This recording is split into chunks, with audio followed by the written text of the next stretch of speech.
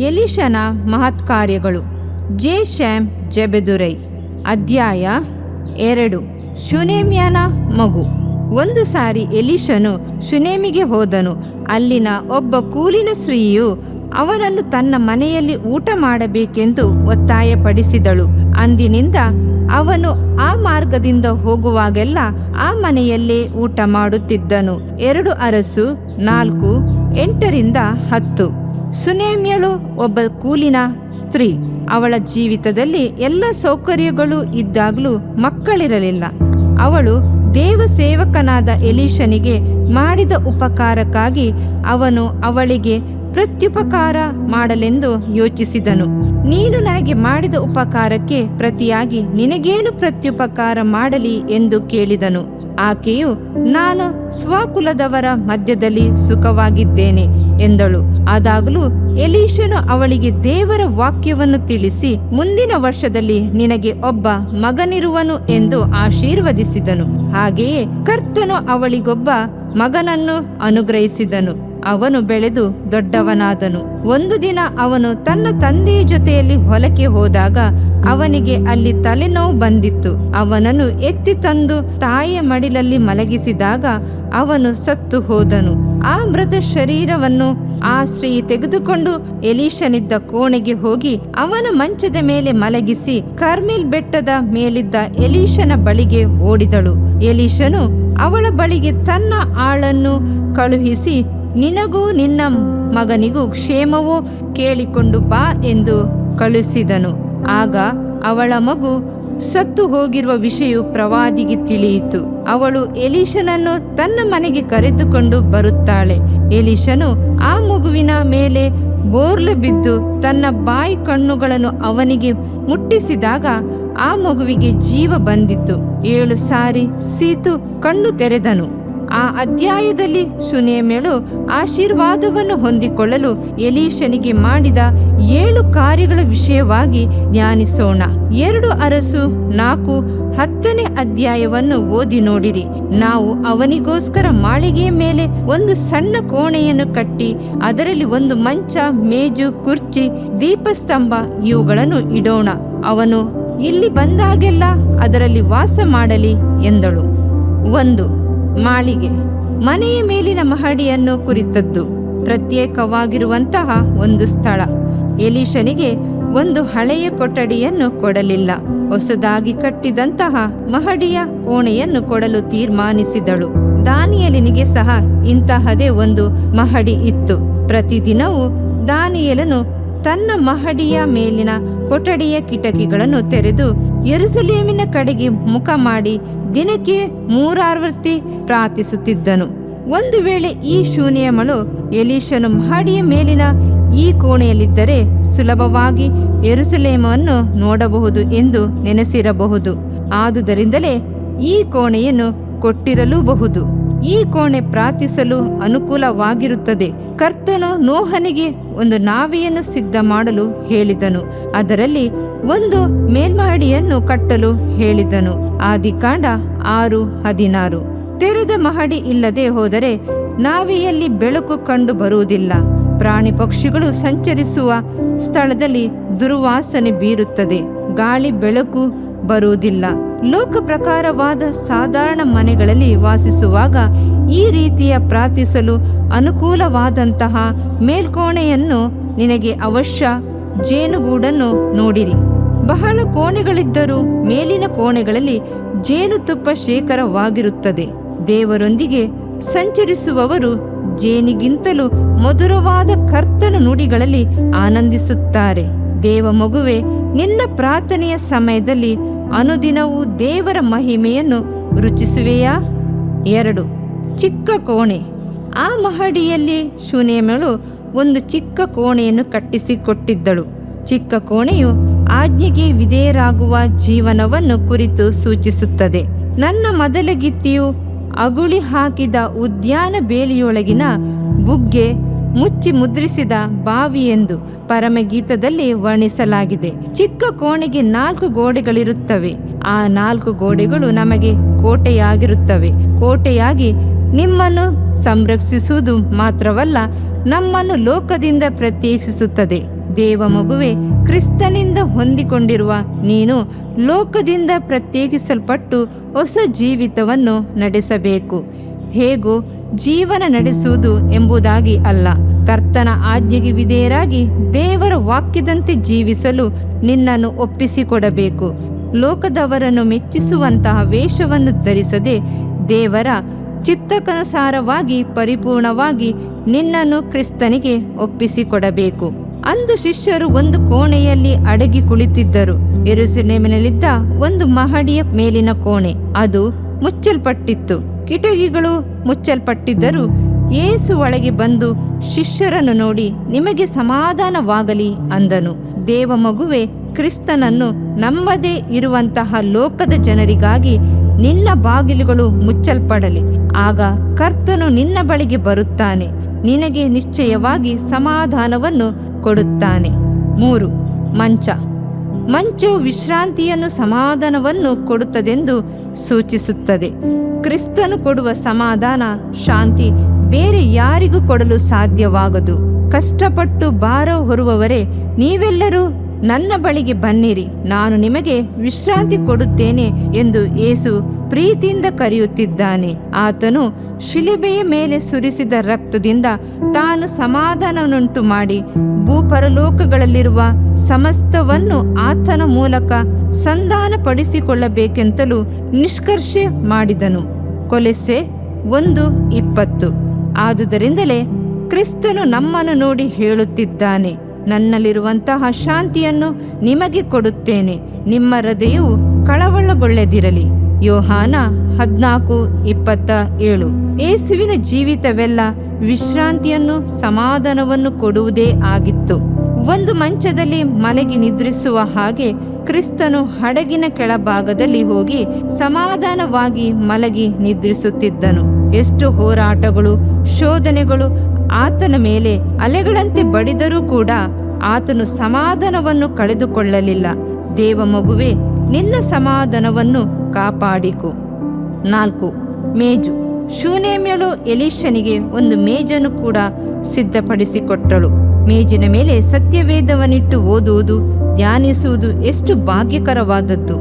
ಮೇಜು ದೇವರಿಗೂ ನಮಗೂ ಮಧ್ಯೆ ಇರುವ ಅನ್ಯೋನ್ಯತೆಯನ್ನು ಸೂಚಿಸುತ್ತದೆ. ಇದನ್ನು ಕ್ರಿಸ್ತನು ನಮ್ಮಿಂದ ಎದುರು ನೋಡುತ್ತಾನೆ. ಯಾವನಾದರೂ ನನ್ನ ಶಬ್ದವನ್ನು ಕೇಳಿ ಬಾಗಿಲನ್ನು ತೆರೆದರೆ ನಾನು ಒಳಗೆ ಬಂದು ಅವನು ಸಂಗಡ ಊಟ ಮಾಡುವೆನು ಎಂದು ಕರೆಯುತ್ತಿದ್ದಾನೆ. ಪ್ರಕಟಣೆ 3:20. ದೇವ ಮಗುವೆ, ಸತ್ಯವೇದವು ನಿನಗೆ ಸಂತೋಷವನ್ನು ಕೊಡುವುದಾ? ಸತ್ಯವೇದವನ್ನು ಓದಿ ಧ್ಯಾನಿಸುವೆಯಾ? ಕೀರ್ತನೆ 119 ಪೂರ್ತಿಯಾಗಿ ಓದಿ ನೋಡು. ದಾವೀದನು ದೇವರ ವಾಕ್ಯಗಳನ್ನು ಎಷ್ಟು ಓದಿ ಧ್ಯಾನಿಸುತ್ತಿದ್ದಾನೆಂಬುದು ಇದರಿಂದ ನಿನಗೆ ತಿಳಿದು ಬರುತ್ತದೆ. ನಿನ್ನ ಧರ್ಮಶಾಸ್ತ್ರದ ಅದ್ಭುತಗಳನ್ನು ಕಂಡುಕೊಳ್ಳಲು ನನಗೆ ಸಹಾಯ ಮಾಡು ಎಂದು ಪ್ರಾರ್ಥಿಸುತ್ತಾನೆ. ವ್ಯರ್ಥ ಕಾರ್ಯಗಳಲ್ಲಿ ದೃಷ್ಟಿ ಇಡದಂತೆ ನನ್ನನ್ನು ಚೈತನ್ಯಪಡಿಸು ಎಂದು ಬೇಡಿಕೊಳ್ಳುತ್ತಾನೆ. ದೇವ ಮಗುವೆ, ನಿನ್ನ ಮನೆಯಲ್ಲಿ ಜ್ಞಾನ ಮೇಜು ಇದೆಯಾ? 5. ಕುರ್ಚಿ. ಕುಳಿತುಕೊಳ್ಳುವ ಒಂದು ಸ್ಥಳ. ಆಲಸ್ಯವಾಗಿರದೆ ದೇವರನ್ನು ಆತುಕೊಂಡು ಆತನ ಮೇಲೆ ಚಿಂತಾಭಾರವನ್ನು ಹಾಕಿ ಕುಳಿತುಕೊಳ್ಳುವ ಸ್ಥಳ. ಆತನು ನಮ್ಮನ್ನು ವಿಶ್ರಾಂತಿಕರವಾದ ನೀರುಗಳಿಗೆ ಬರಮಾಡುತ್ತಾನೆ. ತನ್ನ ತಲೆಯ ಮೇಲೆ ಭಾರವನ್ನು ಹೊತ್ತುಕೊಂಡು ಬರುವ ಮನುಷ್ಯನು ಭಾರವನ್ನು ಹೊತ್ತಿರದ ಮನುಷ್ಯನನ್ನು ಕಂಡಾಗ ತನ್ನ ಭಾರವನ್ನು ಆತನ ಮೇಲೆ ಹೊರಿಸಿ ವಿಶ್ರಾಂತಿ ಪಡೆಯುತ್ತಾನೆ. ಆಗ ಅವನಿಗೆ ಆದರಣೆ ಆಗುತ್ತದೆ. ದೇವ ಮಗುವೆ, ನೀನು ಕರ್ತನ ಮೇಲೆ ಭಾರವನ್ನು ಹಾಕು, ಆತನೇ ನಿನ್ನನ್ನು ಆಧರಿಸುತ್ತಾನೆ. ಆತನು ನಿನ್ನನ್ನು ವಿಚಾರಿಸಿ ತಿಳಿದುಕೊಂಡಿರುವುದರಿಂದ ನಿನ್ನ ಚಿಂತಾಭಾರವನ್ನೆಲ್ಲ ಆತನ ಮೇಲೆ ಹಾಕು ಎಂದು ಸತ್ಯವೇದವು ಹೇಳುತ್ತದೆ ಅಲ್ಲವೇ? ಆದುದರಿಂದ ನಿನ್ನ ಚಿಂತಾಭಾರವನ್ನೆಲ್ಲ ಆತನ ಮೇಲೆ ಹಾಕಿ ಕುರ್ಚಿಯಲ್ಲಿ ಆರಾಮವಾಗಿ ಕುಳಿತು ಕರ್ತನು ನಿನಗಾಗಿ ಮಾಡುವ ಯುದ್ಧವನ್ನು ನೋಡು. ಆತನೆಂದಿಗೂ ನಿನ್ನ ಕೈ ಬಿಡುವುದಿಲ್ಲ. 6. ದೀಪಸ್ತಂಭ. ದೀಪವು ಕೋಣೆಗೆ ಬೆಳಕನ್ನು ಕೊಡುತ್ತದೆ, ಕತ್ತಲಲ್ಲಿ ಪ್ರಕಾಶ ಕೊಡುತ್ತದೆ, ಅಂಧಕಾರವನ್ನು ತೊಲಗಿಸುತ್ತದೆ. ನೀವೇ ಲೋಕಕ್ಕೆ ಬೆಳಕಾಗಿದ್ದೀರಿ ಎಂದು ಯೇಸು ದೇವರ ವಾಕ್ಯವು ನಮ್ಮ ಕಾಲಿಗೆ ದೀಪವು, ನಮ್ಮ ದಾರಿಗೆ ಬೆಳಕು ಆಗಿದೆ. ಪರಿಶುದ್ಧಾತ್ಮನು ನಮ್ಮ ಹೃದಯಗಳನ್ನು ಪ್ರಕಾಶಿಸುವಂತೆ ಮಾಡುವನು. ನೀತಿಯ ಸೂರ್ಯನಾದ ಕ್ರಿಸ್ತನು ರಕ್ಷಣೆ ಎಂಬ ದೀಪವನ್ನು ನಮ್ಮೊಳಗೆ ಹೊತ್ತಿಸುವನು. ಸತ್ಯವೇದ ವಾಕ್ಯಗಳು ಪರಿಶುದ್ಧಾತ್ಮನು ಕ್ರಿಸ್ತನು ದೀಪಸ್ತಂಭದಂತೆ ಪ್ರಕಾಶಮಾನವಾಗಿ ಹೊಳೆಯುತ್ತಾ ನಮ್ಮೊಳಗೆ ಇರುತ್ತಾರೆ. ದೇವ ಮಗುವೆ, ನೀನು ಮತ್ತೊಬ್ಬರಿಗೆ ಪ್ರಕಾಶ ಕೊಡಬೇಕೆಂದು ಬಯಸುತ್ತಾನೆ. ಸಾವಿರಾರು ವರ್ಷಗಳಿಂದಲೂ ಅಂಧಕಾರದಲ್ಲಿರುವ ದೇಶದಲ್ಲಿ ಕರ್ತನ ಸುವಾರ್ತೆ ಎಂಬ ದೀಪವನ್ನು ನೀನು ಹೊತ್ತಿಸಬೇಕೆಂದು ಕರ್ತನು ಬಯಸುತ್ತಾನೆ. ನೀನು ಕರ್ತನಿಗಾಗಿ ಪ್ರಕಾಶಿಸುವೆಯಾ? ಏಳು, ಪ್ರಕಾಶಿಸು, ನಿನಗೆ ಬೆಳಕು ಬಂತು, ಯೆಹೋವನ ತೇಜಸ್ಸು ನಿನ್ನ ಮೇಲೆ ಉದಯಿಸಿದೆ. ಯೆಶಾಯ 61:1-3. 7. ಕೋಣೆಯ ಬಾಗಿಲು. ಶೂನೇಮಳು ಎಲೀಷನಿಗೆ ಕೊಟ್ಟ ಕೋಣೆಗೆ ಒಂದು ಬಾಗಿಲಿತ್ತು ಎಂದು ನಾವು ನೋಡುತ್ತೇವೆ. ಎಲೀಷನು ಆ ಮನೆಯನ್ನು ಮುಟ್ಟಿದಾಗ ಸತ್ತ ಹುಡುಗನು ತನ್ನ ಮಂಚದ ಮೇಲೆ ಇಡಲ್ಪಟ್ಟಿರುವುದನ್ನು ಕಂಡು ಯಾರು ಒಳಗೆ ಬಾರದಂತೆ ಆ ಕೋಣೆಯ ಬಾಗಿಲನ್ನು ಮುಚ್ಚಿಕೊಂಡು ಪ್ರಾರ್ಥಿಸಿದನು. 2 ಅರಸು 4:33. ಯೇಸು ಪ್ರಾರ್ಥಿಸಬೇಕಾದ ರೀತಿಯನ್ನು ಪರ್ವತ ಪ್ರಸಂಗದಲ್ಲಿ ನಮಗೆ ಕಲಿಸಿಕೊಟ್ಟಿದ್ದಾನೆ. ನೀನು ಪ್ರಾರ್ಥಿಸಬೇಕಾದರೆ ನಿನ್ನ ಏಕಾಂತವಾದ ಕೋಣೆಯೊಳಗೆ ಹೋಗಿ ಬಾಗಿಲನ್ನು ಮುಚ್ಚಿಕೊಂಡು ಅಂತರಂಗದಲ್ಲಿಯೂ ಇರುವ ನಿನ್ನ ತಂದೆಗೆ ಪ್ರಾರ್ಥನೆ ಮಾಡು. ಮತ್ತಾಯ 6:6. ಬಾಗಿಲನ್ನು ಮುಚ್ಚಿಕೊಂಡು ಪ್ರಾರ್ಥಿಸು ಎಂದು ಹೇಳುವುದರ ರಹಸ್ಯವೇನು? ಬಾಗಿಲನ್ನು ಮುಚ್ಚಿದರೆ ಹೊರ ಪ್ರಪಂಚದ ಬಂಧನಗಳನ್ನು ಕಡಿದುಕೊಳ್ಳಬಹುದು. ಹಾಗೆ ನಾವು ಪ್ರಾರ್ಥಿಸುವಾಗ ಪ್ರಪಂಚದ ಚಿಂತೆಗಳು, ವ್ಯಾಮೋಹಗಳು, ಕಳವಳಗಳು ಇವುಗಳಿಂದ ಬಿಡುಗಡೆ ಹೊಂದಿ ದೇವರೊಂದಿಗೆ ಪೂರ್ಣ ಹೃದಯದಿಂದ ಪ್ರಾರ್ಥಿಸಲು ಸಾಧ್ಯವಾಗುತ್ತದೆ. ಅನೇಕರು ಇತರರು ನಮ್ಮನ್ನು ನೋಡಲಿ ಎಂದು ಪ್ರಾರ್ಥಿಸುತ್ತಾರೆ. ಮನುಷ್ಯನಿಂದ ಹೊಗಳಿಕೆಯನ್ನು ನಿರೀಕ್ಷಿಸುತ್ತಾರೆ. ಎಲ್ಲರಿಗೂ ನಾವು ಮಾಡುವುದು ತಿಳಿಯಬೇಕೆಂದು ಬಾಗಿಲನ್ನು ತೆರೆದು ಪ್ರಾರ್ಥಿಸುತ್ತಾರೆ.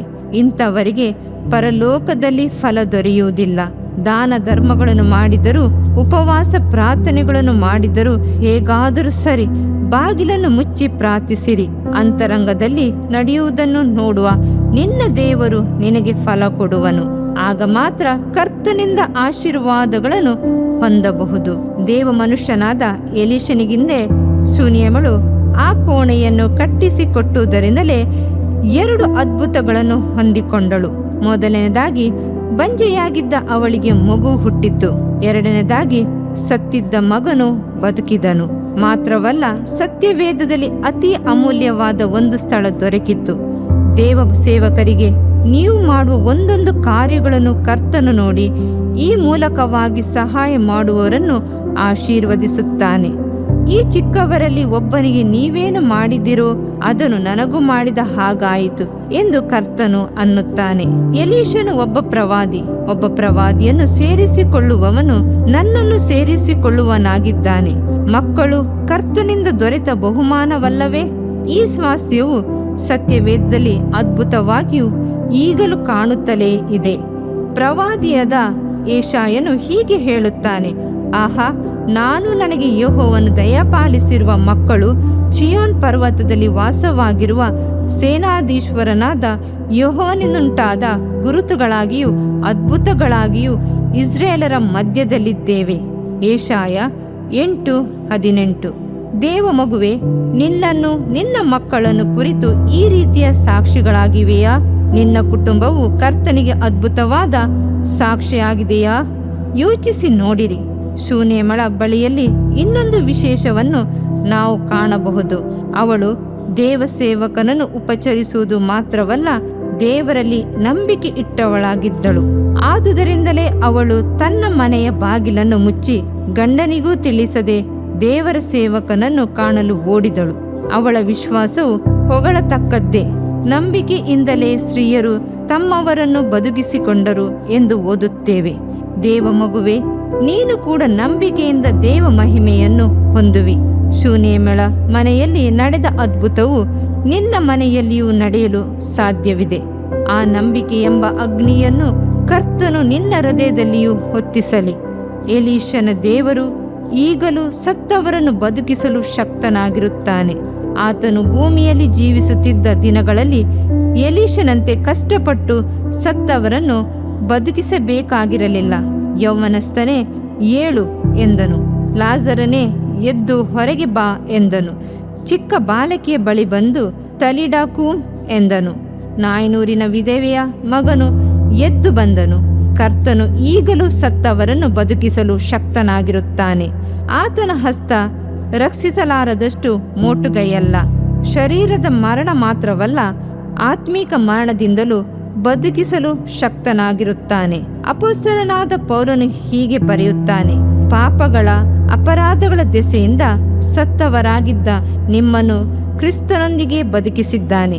ಎಫೆಸ 2:1. ದೇವಮಗುವೆ, ದೇವರ ಶಕ್ತಿಯು ಈಗಲೇ ನಿನ್ನ ಮೇಲಿಳಿದು ಬರಲಿ. ಕರ್ತನು ನಿನ್ನನ್ನು ಆಶೀರ್ವದಿಸಲಿ. ಇದರಿಂದ ನಿನ್ನ ದೇಹಕ್ಕೆ ಆರೋಗ್ಯವು, ಎಲುಬುಗಳಿಗೆ ಸಾರವು ಉಂಟಾಗುವವು. ಜ್ಞಾನೋಕ್ತಿಗಳು 3ನೇ ಅಧ್ಯಾಯ 8ನೇ ವಾಕ್ಯ. ಪ್ರಿಯ ವೀಕ್ಷಕರೇ ಮತ್ತು ಕರ್ತನಲ್ಲಿ ಸಹೋದರ ಸಹೋದರಿಯರೇ, ನೀವು ನಮ್ಮ ಈ ಕಾರ್ಯಕ್ರಮವನ್ನ ವೀಕ್ಷಿಸಿದ್ದಕ್ಕಾಗಿ ದೇವರ ನಾಮದಲ್ಲಿ ನಿಮಗೆ ವಂದನೆಗಳು. ದೇವರ ವಾಕ್ಯವು ನಮ್ಮ ಎಲುಬಿಗೆ ಬಲವು, ಸಾರವೂ ಆಗಿದೆ ಎಂದು ಸತ್ಯವೇದವು ಹೇಳುವಂತೆ ಈ ಕಾರ್ಯಕ್ರಮವು ನಿಮಗೆ ಆಶೀರ್ವಾದಕರವಾಗಿದೆ ಎಂದು ನಂಬುತ್ತೇವೆ. ಪ್ರಿಯ ವೀಕ್ಷಕರೇ, ನಮ್ಮ ಈ ಸೇವೆಗಾಗಿ ಪ್ರಾರ್ಥಿಸಿರಿ ಮತ್ತು ಎಲ್ಲಾ ಕಾರ್ಯಕ್ರಮಗಳನ್ನ ಇತರರೊಂದಿಗೆ ಶೇರ್ ಮಾಡಿರಿ. ಅದೇ ರೀತಿಯಾಗಿ ನಮ್ಮ ಈ ಯೂಟ್ಯೂಬ್ ಚಾನೆಲ್ ಅನ್ನು ಸಬ್ಸ್ಕ್ರೈಬ್ ಮಾಡಿರಿ ಹಾಗೂ ಲೈಕ್ ಮಾಡಿ. ನಿಮ್ಮ ಅನಿಸಿಕೆಗಳನ್ನು ಕಮೆಂಟ್ ಬಾಕ್ಸ್ನಲ್ಲಿ ನಮಗೆ ತಿಳಿಯಪಡಿಸಿ. ನಮ್ಮ ಸಂಖ್ಯೆ 7022104605. ಈ ಸಂಖ್ಯೆಗೆ ಕರೆ ಮಾಡಿರಿ. ಒಬ್ಬ ಪಾಪಿಯ ಪ್ರಾರ್ಥನೆ. ಯೇಸುವನ್ನು ರಕ್ಷಕನಾಗಿ ಅಂಗೀಕರಿಸಲು ಮಾಡಬೇಕಾದ ಪ್ರಾರ್ಥನೆ. ಪ್ರಿಯ ಪರಲೋಕದ ತಂದೆಯೇ, ಯೇಸುವಿನ ಹೆಸರಿನಲ್ಲಿ ನಾನು ನಿನ್ನ ಬಳಿಗೆ ಬಂದಿದ್ದೇನೆ. ನನ್ನ ಬಳಿಗೆ ಬರುವವರನ್ನು ನಾನು ತಳ್ಳಿಬಿಡುವುದೇ ಇಲ್ಲ. ಯೋಹಾನ 6:37 ಎಂದು ನಿನ್ನ ವಾಕ್ಯ ಹೇಳುತ್ತದಲ್ಲ. ಆದ್ದರಿಂದ ನೀನು ನನ್ನನ್ನು ತಳ್ಳಿಬಿಡದೆ ನನ್ನನ್ನು ಸೇರಿಸಿಕೊಳ್ಳುವಿ ಎಂದು ನನಗೆ ಗೊತ್ತಿದೆ. ಆದ್ದರಿಂದ ನಾನು ನಿನಗೆ ಸ್ತೋತ್ರ ಮಾಡುತ್ತೇನೆ. ನೀನು ನಿನ್ನ ವಾಕ್ಯದಲ್ಲಿ ನೀನು ಯೇಸುವನ್ನೇ ಕರ್ತನೆಂದು ಬಾಯಿಂದ ಅರಿಕೆ ಮಾಡಿಕೊಂಡು ದೇವರು ಆತನನ್ನು ಸತ್ತವರೊಳಗಿಂದ ಎಬ್ಬಿಸಿದನೆಂದು ಹೃದಯದಿಂದ ನಂಬಿದರೆ ನಿನಗೆ ರಕ್ಷಣೆಯಾಗುವುದು ಎಂತಲೂ, ಕರ್ತನ ನಾಮವನ್ನ ಹೇಳಿಕೊಳ್ಳುವವರೆಲ್ಲರಿಗೆ ರಕ್ಷಣೆಯಾಗುವುದೆಂತಲೂ ಬರೆದಿದೆ. ರೋಮ 10:9 13ನೇ ವಾಕ್ಯ. ಯೇಸು ಕ್ರಿಸ್ತನು ದೇವಕುಮಾರನೆಂದು ನನ್ನ ಹೃದಯದಲ್ಲಿ ನಂಬುತ್ತೇನೆ. ನನ್ನನ್ನು ನೀತಿವಂತನನ್ನಾಗಿ ಮಾಡುವುದಕ್ಕಾಗಿ ಆತನು ಸತ್ತವರೊಳಗಿಂದ ಎಬ್ಬಿಸಲ್ಪಟ್ಟನು ಎಂದು ನಂಬುತ್ತೇನೆ. ನಾನು ಆತನ ನಾಮವನ್ನ ಹೇಳಿಕೊಳ್ಳುತ್ತೇನೆ. ಯೇಸುವೇ, ನೀನೇ ಕರ್ತನು. ತಂದೆಯೇ, ನೀನು ನನ್ನನ್ನು ರಕ್ಷಿಸಿದಿ ಎಂದು ನಾನು ನಂಬುತ್ತೇನೆ. ನಿನ್ನ ವಾಕ್ಯವು ಹೇಳುತ್ತದೆ, ಮನುಷ್ಯನು ಹೃದಯದಿಂದ ನಂಬುವುದರ ಮೂಲಕ ನೀತಿಯು ದೊರಕುತ್ತದೆ, ಬಾಯಿಂದ ಅರಿಕೆ ಮಾಡುವುದರ ಮೂಲಕ ರಕ್ಷಣೆಯಾಗುತ್ತದೆ. ರೋಮ 10:10. ನಾನೀಗ ನನ್ನ ಹೃದಯದಲ್ಲಿ ನಂಬುತ್ತೇನೆ ಹಾಗೂ ಯೇಸುವೇ ನನ್ನ ಕರ್ತನೆಂದು ಅರಿಕೆ ಮಾಡುತ್ತೇನೆ. ಆದುದರಿಂದ ನಾನೀಗ ರಕ್ಷಣೆ ಹೊಂದಿದ್ದೇನೆ. ಅಪ್ಪಾ ತಂದೆಯೇ, ನಿನಗೆ ಸ್ತೋತ್ರ. ಲೂಕನು ಬರೆದ ಸುವಾರ್ತೆ 11ನೇ ಅಧ್ಯಾಯದಲ್ಲಿ ಬರೆದಿರುವಂತೆ, ನಿಮ್ಮಲ್ಲಿ ತಂದೆಯಾದವನು ಮೀನನ್ನು ಕೇಳುವ ಮಗನಿಗೆ ಮೀನು ಕೊಡದೆ ಹಾವನ್ನು ಕೊಡುವನೆ? ಅಥವಾ ತತ್ತಿಯನ್ನು ಕೇಳಿದರೆ ಚೇಳನ್ನು ಕೊಡುವನೆ? ಹಾಗಾದರೆ ಕೆಟ್ಟವರಾದ ನೀವು ನಿಮ್ಮ ಮಕ್ಕಳಿಗೆ ಒಳ್ಳೆ ಪದಾರ್ಥಗಳನ್ನ ಕೊಡಬಲ್ಲವರಾದರೆ ಪರಲೋಕದಲ್ಲಿರುವ ನಿಮ್ಮ ತಂದೆಯು ತನ್ನನ್ನು ಬೇಡಿಕೊಳ್ಳುವವರಿಗೆ ಎಷ್ಟೋ ಹೆಚ್ಚಾಗಿ ಪವಿತ್ರಾತ್ಮ ವರವನ್ನ ಕೊಡುವವನಲ್ಲವೇ ಅಂದನು. ತಂದೆಯೇ, ನೀನು ಕೇಳಿಕೊಳ್ಳುವವರಿಗೆ ಪವಿತ್ರಾತ್ಮನ ವರವನ್ನು ಹೇರಳವಾಗಿ ಕೊಡುವಾತನಾಗಿದ್ದಿ. ಆದ್ದರಿಂದ ನನ್ನ ಮೇಲೆಯೂ ನಿನ್ನ ಆತ್ಮನನ್ನು ಸುರಿಸಬೇಕಾಗಿ ಬೇಡಿಕೊಳ್ಳುತ್ತೇನೆ. ಕೀರ್ತನೆ 81:10 ಬರೆದಿದೆ, ಅಗಲವಾಗಿ ಬಾಯಿದೆರೆಯಿರಿ, ಅದನ್ನು ತುಂಬಿಸುವೆನು. ಕರ್ತನೇ, ನನ್ನನ್ನು ಪವಿತ್ರಾತ್ಮನಿಂದ ತುಂಬಿದಂತ ನೀನು ನನ್ನನ್ನು ಅನ್ಯ ಭಾಷೆಯ ವರದಿಂದಲೂ ತುಂಬುವವನಾಗಿದ್ದಿ ಎಂದು ನಂಬುತ್ತೇನೆ. ಅದರಂತೆ ನಾನು ನನ್ನ ಬಾಯಿಯನ್ನು ತೆರೆದು ನಿನ್ನ ಸ್ತೋತ್ರ ಮಾಡುವಾಗ ಅನ್ಯ ಭಾಷೆಯ ಅಭಿಷೇಕದಿಂದ ನನ್ನನ್ನು ತುಂಬುವವನಾಗಿದ್ದಿ ಎಂದು ನಂಬುತ್ತೇನೆ. ಈಗ ನೀವು ನಿಮ್ಮ ಬಾಯಿಯನ್ನು ತೆರೆದು ಮಾತನಾಡುವಾಗ ಪವಿತ್ರಾತ್ಮನು ನಿಮ್ಮ ಬಾಯಿಯನ್ನು ತನ್ನ ಭಾಷೆಯಿಂದ ತುಂಬುವವನಾಗಿದ್ದಾನೆ. ಇದು ದೇವರ ಭಾಷೆಯಾಗಿದೆ. ಈ ಅಭಿಷೇಕವನ್ನ ಹೊಂದಿಕೊಳ್ಳಲು ನೀವು ನಿಮ್ಮ ಸ್ವರವನ್ನ ಉಪಯೋಗಿಸಬೇಕು. ಅದರಿಂದ ನೀವು ನಿಮ್ಮ ಬಾಯಿಯನ್ನು ತೆರೆದು ದೇವರಿಗೆ ಸ್ತೋತ್ರ ಮಾಡುವಾಗ ದೇವರು ನಿಮ್ಮನ್ನು ಅನ್ಯ ಭಾಷೆಯ ವರದಿಂದ ತುಂಬುವವನಾಗಿದ್ದಾನೆ. ಪ್ರಿಯರೇ, ಈಗ ನೀವು ಪವಿತ್ರಾತ್ಮನಿಂದ ತುಂಬಲ್ಪಟ್ಟ ಆತನ ಪ್ರಿಯ ಮಕ್ಕಳಾಗಿದ್ದೀರಿ. ದೇವರ ನಾಮಕ್ಕೆ ಸ್ತೋತ್ರವಾಗಲಿ.